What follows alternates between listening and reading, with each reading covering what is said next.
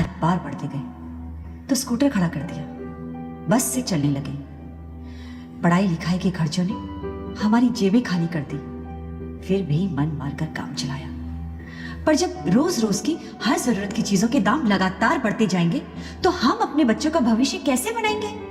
उन्हें उन्हें क्या खिलाएंगे? महंगाई को लगातार बढ़ाने वालों जनता माफ नहीं करेगी। चलो हालात बदले, देश की सरकार बदले, भाजपा को वोट दे, अब की बार मोदी सरकार। साल 2013 जिस वक्त लोकसभा इलेक्शंस का कैंपेन जोरों शोरों से चल रहा था, एक तरफ यूपीए गवर्नमेंट और दूसरी तरफ बीजेपी का एक पीएम कैंडिडेट चेहरा नरेंद्र दामोदर दास मोदी, ये एड कैंपेन्स बीजेपी द्वारा चलाए जा रहे थे। पड़ोस पड़ोस के घरों में बर्तन साफ करना, पानी भरना, मजदूरी करना। उस वक्त देश की जनता को एक सपना बेचा गया। अच्छे दिन आने वाली है। मैं नरेंद्र दामोदर दास मोदी और बदले में वोट मांगे गए।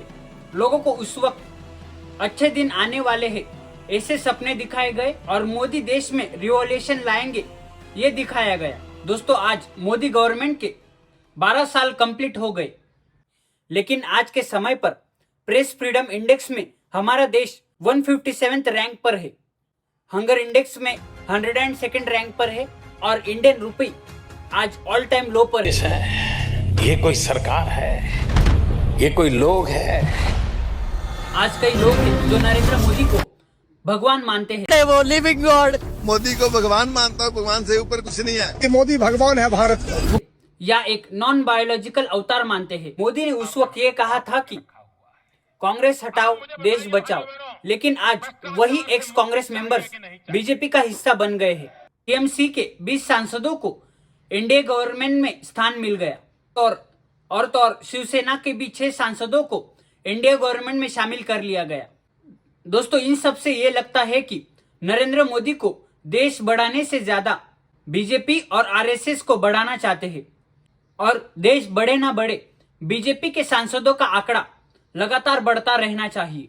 और नरेंद्र मोदी उस वक्त के कई भाषणों में ये कहते हुए नजर आए कि न खाऊंगा न खाने दूंगा, और कैसे नरेंद्र मोदी आने वाले सालों में भ्रष्टाचार की जड़ें देश से निकाल बाहर फेंकेंगे, ये उस वक्त उन भाषणों में कहा था।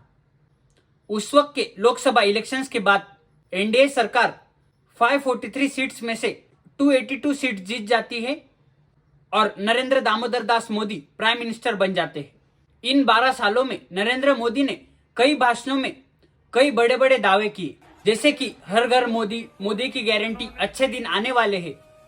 ये सारे सपने देश की जनता को दिखाए गए।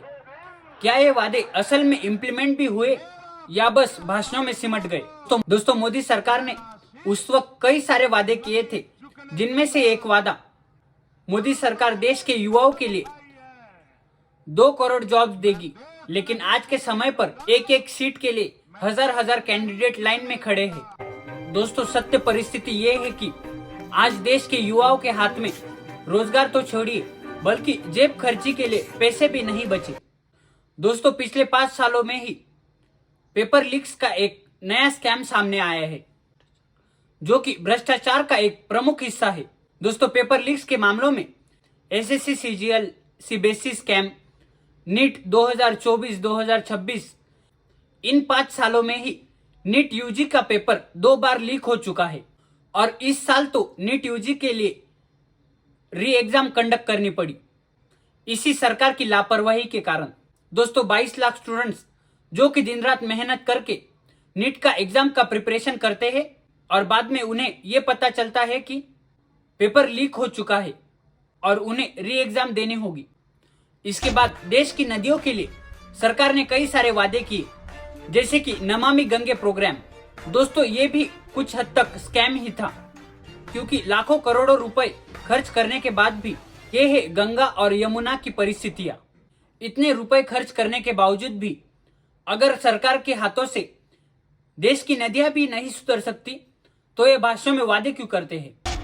दोस्तों, इसके बाद मोदी सरकार ने ये वादा किया था कि यूपीए गवर्नमेंट में कैसे रुपए की हालत खस्ता हो गई है। यूपीए गवर्नमेंट से भी खराब दिन रुपए ने इन 12 साल में देखे।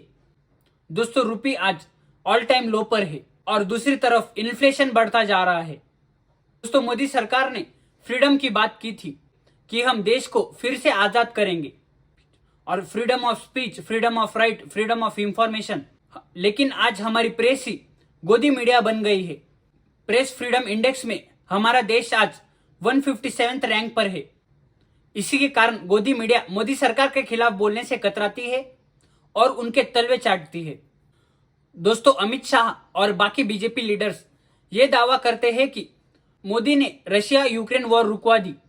दोस्तों, अमित शाह ये बड़ी बड़ी बातें करते हैं, लेकिन क्या मोदी सरकार के हाथों से मणिपुर वायलेंस भी नहीं कंट्रोल होता? तरफ से मैसेज देना चाहता हूँ, हिंसा हो रहा है मणिपुर में, हर दिन लोग मर रहा है और रिलीफ कैंप में कितना लोग रहता है, खाना पीना अच्छी से नहीं मिल रहा है।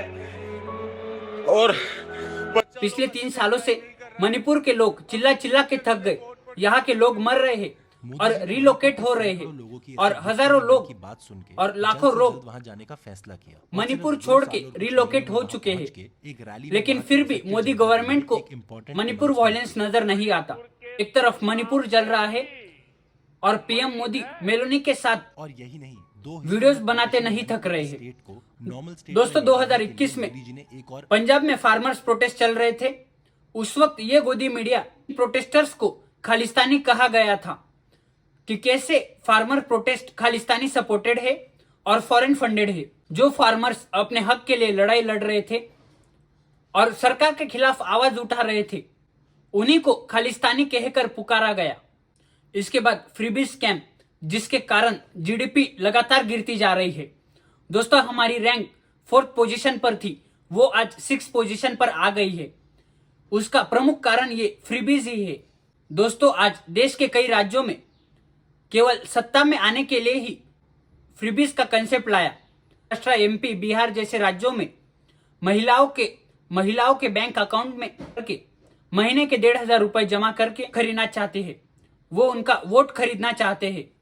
दोस्तों, फ्रीबीज का कुल बजट ही 8 से 9 लाख करोड़ रुपए है हर साल का, और ये पैसा मिडिल क्लास की जेब से आता है। और अगर इससे भी बात नहीं बनी तो दूसरे देश से कर्ज लेकर फ्रीबी कल्चर को चलाया जा रहा है। दोस्तों, मोदी ने अपने भाषणों में ये कहा था कि ना खाऊंगा ना खाने दूंगा, लेकिन आज बीजेपी के ही कई लीडर्स करप्शन करते हुए पकड़े जा रहे हैं। लेकिन सिस्टम की कमी इतनी कि खुलेआम भ्रष्टाचार होता देख पुलिस और सीबीआई बीजेपी का लीडर देख के अपनी आंखें फेर लेती है और पूरी तरह से सीबीआई, ईडी और इलेक्शन कमीशन मोदी सरकार के कंट्रोल में है। दोस्तों, ये थे मोदी सरकार के 12 साल।